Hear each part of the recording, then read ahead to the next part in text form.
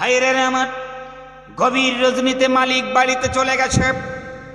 কুকুরটা শুয়েছিল গেটের সামনে। মালিক যখন এসেছে, কুকুর সারা পেয়েছে যে কেউ মনে হয় বাড়ির সামনে এসেছে। এখন কুকুরটা ঘুমাচ্ছিল, ঘুম থেকে এক লাফ দিয়ে উঠে মালিকের সামনে একটু ভোগ দিয়েছে, একটু বকাঝকা করেছে।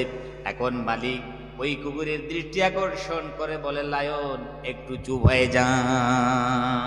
কুকুরটে মনে মনে কয়, হায় রে, এ কি ভুল করে ফেললাম, আরে এর আবার মালিক এসেছে বাড়িতে, গভীর রাত্রিতে আবার মালিক এসেছে, আর আমি মালিকের সামনে বেয়াদবি করলাম, মালিকের নাফরমানি করলাম, আরে চরম বেয়াদবি করলাম, ভুল করে ফেললাম। এখন কুকুরটাই মনে মনে কয়, সাহেব মালিক তো বেজার হয়ে গেছে মনে হয়, এখন কি করি, যাই হোক মালিকের দরবারে চলে যাই, মালিকের কাছে চলে যাই, একটু তওবা করিনি।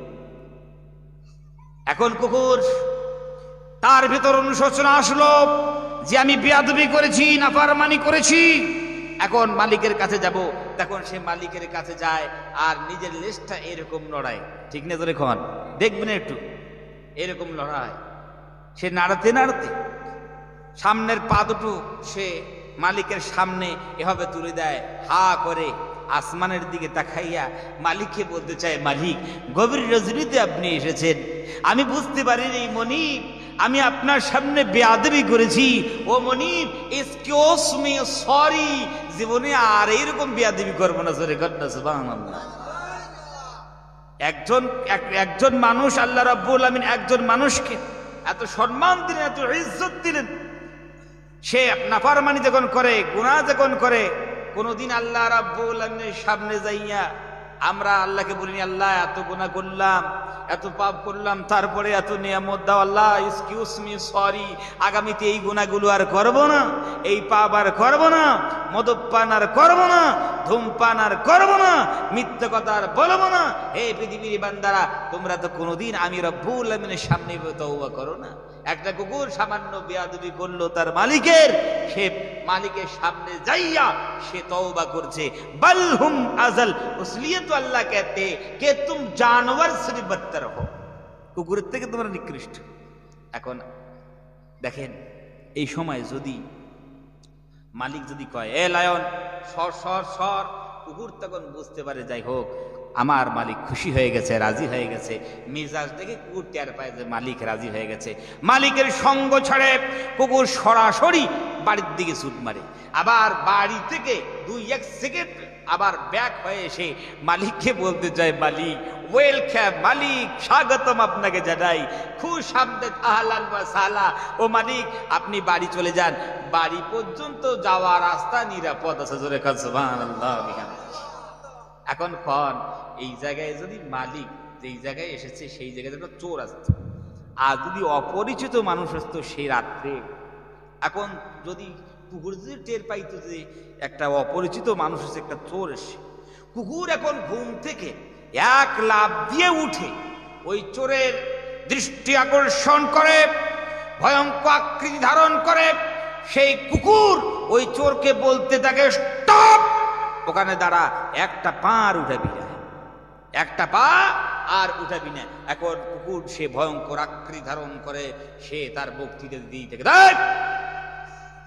এটা আমার মালিকের বাড়ি, এটা আমার মনিবের বাড়ি, এটা আমার মালিকের বাড়ি। শুনো, যতক্ষণ পর্যন্ত আমার শরীরে শক্তি থাকবে, রক্ত চলাচল করবে, ততক্ষণ পর্যন্ত তোমাকে আমার মালিকের বাড়িতে ঢুকতে দেব না, মালিকের বাড়ির কোনো নোকসান করতে দেব না, কোনো ক্ষতি করতে দেব না।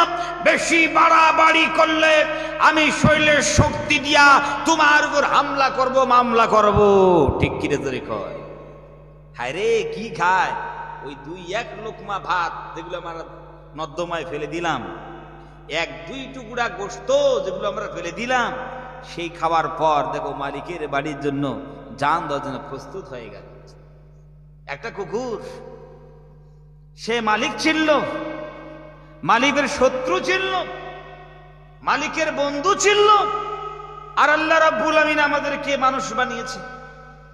আল্লাহ সুবহানাহু ওয়া তাআলা আমাদেরকে মানুষ বানালে, আশরাফুল মখলুকাত বানাই আল্লাহ কয়, বান্দারে একটা কুকুর সে মালিক চেনে, তুমি আল্লাহকে চিনলে না, আল্লাহর ইবাদত তুমি বুঝলে না, আল্লাহর গোলামি তুমি বুঝলে না, আল্লাহর দাসত্ব তুমি করলে না, আল্লাহর দুশমনকে তুমি চিনলে না, মসজিদের দুশমনকে তুমি চিনলে না, আজানের দুশমনকে তুমি চিনলে না, আল্লাহর নবীর সুন্নতের দুশমনকে তুমি চিনলে না, মুসলমানদেরকে দুশমন তুমি বুঝলে না। ওই জন্য আল্লাহ কয় বাল হুম আজাল তুম কুত্তে সে বাত্তার হো, তোরা কুকুরের থেকে নিকৃষ্ট, তোরা কুকুরের থেকে নিকৃষ্ট। তোরা নাউযুবিল্লাহি মিন যালিক।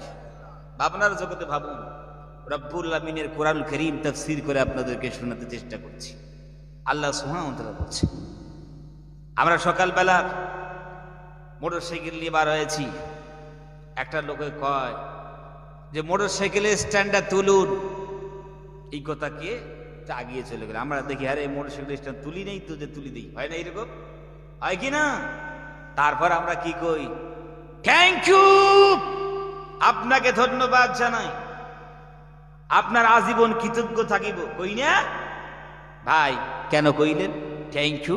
আপনাকে কৃতজ্ঞ জানাই, আজীবন কৃতজ্ঞ থাকিব কেন বললেন? যে আগত বিপদ থেকে আমাকে বাঁচাইলেন, এটা এহসান করলো, অনুগ্রহ করলো। তাহলে এই সামান্য একটা অনুগ্রহ, ঠিক না? ধরে কন, এই সামান্য একটা অনুগ্রহ করলো, তার কারণে আমরা কি করলাম, কি করলাম? তাকে থ্যাংক ইউ জানালাম, ধন্যবাদ জানাই। দেখেন, মানুষ মানুষের শুকরিয়া আদায় করে।